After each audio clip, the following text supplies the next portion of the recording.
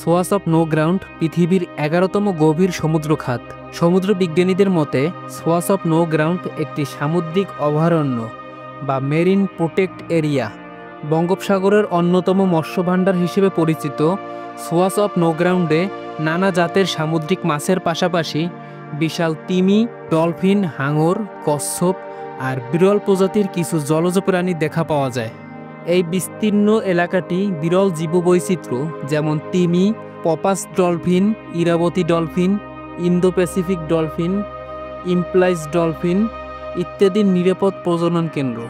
বিজ্ঞানীদের মতে সোয়াস of no ground পৃথিবীর একমাত্র স্থান যেখানে ডলফিন, পরপাস ও তিমি এই 3 প্রজাতির সামুদ্রিক স্তন্যপায়ী প্রাণী একসঙ্গে দেখা যায়।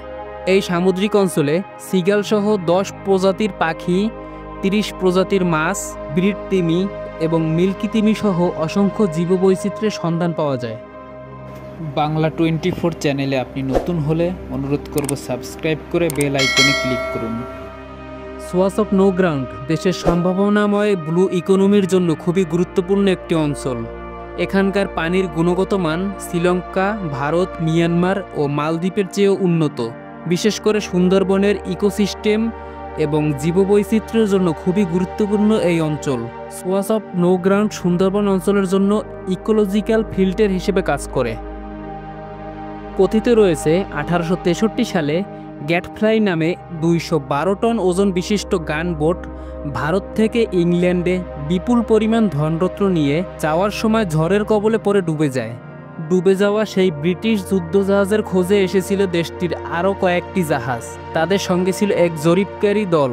শেষ পর্যন্ত ডুবে যাওয়া জাহাজের হদিস না পেয়ে এই অঞ্চলটির নাম দেওয়া হয় সোয়াস অফ নো গ্রাউন্ড, অর্থাৎ যার কোনো তল বা সীমা নেই। স্থানীয় জেলেরা অঞ্চলটিকে বলে নাইবাম, কারণ জেলেরা ফুট বা মিটারে সমুদ্রের গভীরতা পরিমাপ না করে বাম হিসেবে, যেমন 10 বাম, 20 বাম এভাবে পরিমাপ করে থাকে। এই অঞ্চলটি এতটাই গভীর যার কোনো বাম পাওয়া যায় না, সেজন্য জেলেরা নাইবাম বলে থাকে।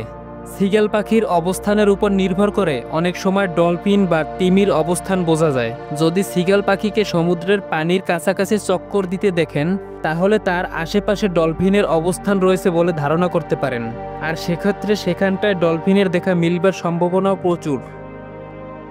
সোয়াস অফ নো গ্রাউন্ড মংলা, সুন্দরবনের দুবলার চর, সোনার চর থেকে প্রায় 30 থেকে 40 কিলোমিটার দূরে অবস্থিত। ঢাকা থেকে সরাসরি মংলায় চলে যেতে পারেন। মংলা থেকে প্রতিদিনই মাছ ধরার ট্রলার যায় সোয়াস অফ নো গ্রাউন্ডে। জেলেদের সঙ্গে কথা বলে উঠে পড়বেন যে কোনো একটি ট্রলারে। রাতে মাছ ধরার জন্য ট্রলারগুলো সোয়াস অফ নো গ্রাউন্ডের একটি নির্দিষ্ট স্থানে অবস্থান করে। এছাড়া মংলা বন্দরে গিয়ে খোঁজ নিয়ে দেখবেন যদি জাহাজে করে যাওয়ার সৌভাগ্য এবং সুযোগ মিলে কিনা। অবশ্যই আবহাওয়া জেনে বুঝে তবেই মাঝ সমুদ্রে ভ্রমণ করা উচিত। এছাড়া কুয়াকাটা থেকে সোয়াস অফ নো গ্রাউন্ড প্রায় 90 কিলোমিটার দূরে। কুয়াকাটা থেকে সরাসরি যাওয়া যায় কিনা সে ব্যাপারটা নির্ভর করে ট্রলার পাওয়ার উপরে। আমাদের ভিডিও ভালো লাগলে লাইক এবং কমেন্ট করবেন এবং আমাদের চ্যানেলে নতুন হলে অবশ্যই সাবস্ক্রাইব করে আমাদের পাশে থাকবেন।